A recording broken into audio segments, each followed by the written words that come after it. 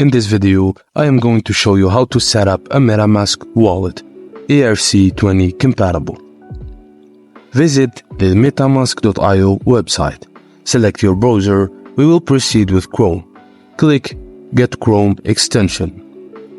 You will be directed to the Chrome Web Store. Click Add to Chrome. Click Add extension and the Metamask icon will appear at the top right of your Chrome browser. Click on the Metamask extension at the top right of your Chrome browser. You will be asked to create a new password. Create a password, confirm it, and click Create. Accept the terms of use, privacy notice, and phishing warning. Metamask will generate a secret backup phrase for you. Write it down, store it in a safe place, and click Next. Confirm your secret backup phrase. Your Metamask wallet is now set up and ready to use. If you want to add brick block tokens to your Metamask wallet, click on Add Token from the main dashboard.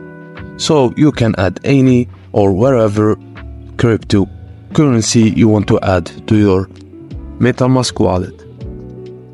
Click on Details under your account name. This will show your Ethereum address, and this is the address where you will send your BBK.